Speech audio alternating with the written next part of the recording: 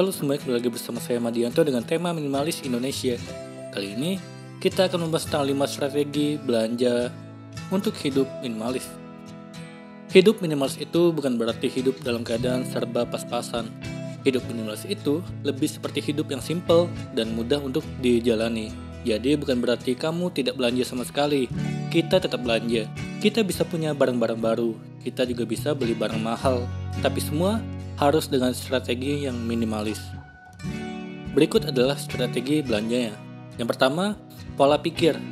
Hidup minimalis bukan hidup sengsara, pas-pasan atau tidak punya apa-apa, tapi memilih untuk fokus pada hal yang penting dalam hidup. Jadi saat belanja, kita harus berpikir apakah barang ini penting sekali untuk kita miliki atau apakah barang ini bisa memberikan nilai lebih untuk hidup kita. Kita juga harus mengetahui mana yang kebutuhan, mana yang keinginan. Keinginan adalah segala kebutuhan yang lebih terhadap barang ataupun jasa yang ingin dipenuhi setiap manusia pada suatu hal yang dianggap kurang. Keinginan tidak bersifat mengikat dan tidak memiliki keharusan untuk segera terpenuhi. Keinginan lebih bersifat tambahan ketika kebutuhan pokok telah terpenuhi. Kebutuhan adalah semua barang atau jasa yang dibutuhkan manusia demi menunjang segala aktivitas dalam kehidupan sehari-hari manusia tersebut. Kebutuhan tidak akan lepas dari kehidupan sehari-hari. Ketika kamu ingin membeli sesuatu, pikirkan bahwa benda itu akan terpakai atau tidak. Misalnya kamu sudah punya sepatu untuk kamu jalan-jalan. Jika kamu membeli sepatu lagi dengan fungsi yang sama, apakah itu akan terpakai nantinya? Atau hanya jadi pajangan saja? Banyak orang yang sudah membeli barang baru malah menyesal, terutama gadget atau smartphone. Dua benda ini selalu keluar versi terbarunya, atau varian barunya tiap bulan atau tiap minggu. Baru beli bulan ini, keluar yang baru yang harganya lebih murah. Lebih keren lagi, jika kamu takut menyesal, lebih baik tunggu dulu sampai benar-benar cocok. Terkadang kita tidak sadar bahwa kita membeli barang yang hanya untuk memuaskan diri. Rasanya senang setelah membeli, nyatanya tidak pernah digunakan. Mau dijual, takut butuh. Tidak dijual, hanya memenuhi lemari. Segala hal yang terburu-buru adalah hal yang tidak baik. Jika kamu ingin membeli sesuatu dan uangnya pas-pasan saja, lebih baik pikirkan, apakah kamu butuh atau hanya ingin? Kedua, seimbang. Ada yang datang, maka harus ada yang pergi. Jadi misalnya kamu beli satu baju baru, maka berikan ke orang lain satu baju lamamu. Beli satu sepatu baru, berikan satu sepatu lama. Atau kamu juga bisa menjual barang-barang itu ke situs barang bekas atau marketplace. Banyak manfaat yang kita rasakan dari menyumbang barang, dan juga kita bisa menambah uang kita dari menjualnya ke marketplace. Ketiga, jangan terburu-buru. Aturan ini berlaku saat kamu ingin beli barang yang mahal.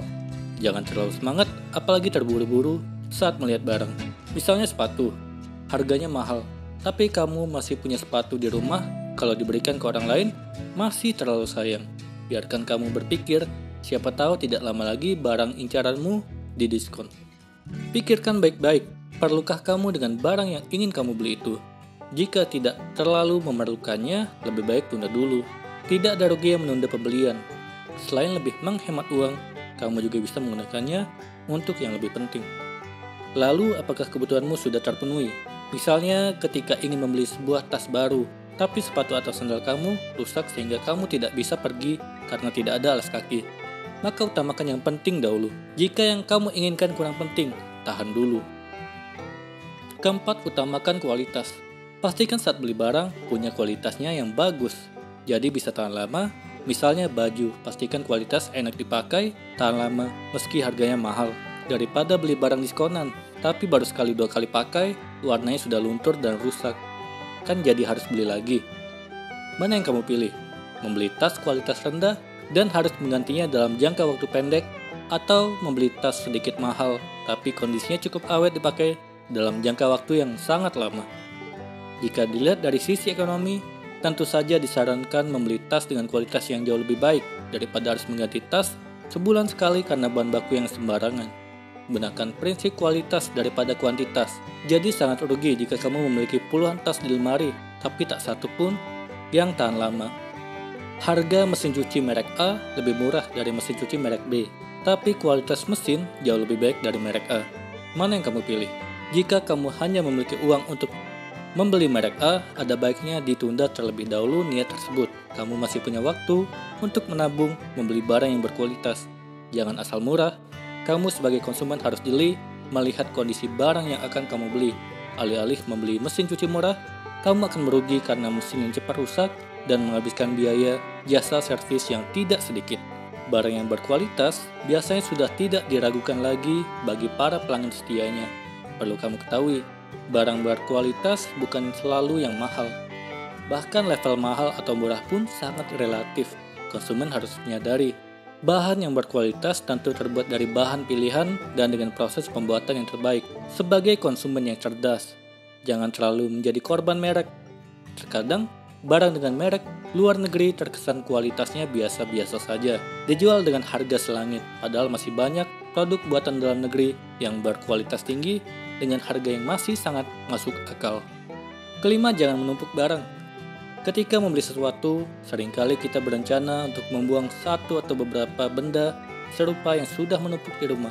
Namun ketika tangan sudah akan membuang benda tersebut, rasa sayang membayangi hati, membuat kita menggunakan niat membuang benda tersebut dan kembali menumpuknya meski tahu jarang atau bahkan tak pernah lagi menggunakannya. Tak hanya benda, kadangkala itu terjadi pada catatan, bon belanja, tiket nonton film, tiket nonton konser, dan berbagai barang lain yang tak lagi kita butuhkan, tapi membuangnya pun tak sampai hati karena merasa seperti ada kenangan yang tersimpan padanya. Merasa akrab dengan keadaan tersebut, kamu tak sendiri. Banyak sekali orang merasakan dan melakukan hal yang sama. Meski sering terlihat sepele, kebiasaan menumpuk barang itu dikenal dengan istilah hoarding. Hidup minimalis tidak mengenal menumpuk barang. Misalnya belanja persediaan makanan. Beli banyak berarti kamu butuh tempat untuk menyimpannya. Jika salah simpan, bukan tidak mungkin bahan tersebut rusak atau basi dan membuatmu harus belanja lagi. Belilah persediaan yang memang sudah mau habis. Dilarang keras untuk panic buying atau membeli karena takut akan kehilangan barang tersebut. Itulah tadi 5 strategi belanja minimalis yang akan membuatmu lebih sederhana. Semoga ini bermanfaat. Sekian dan terima kasih.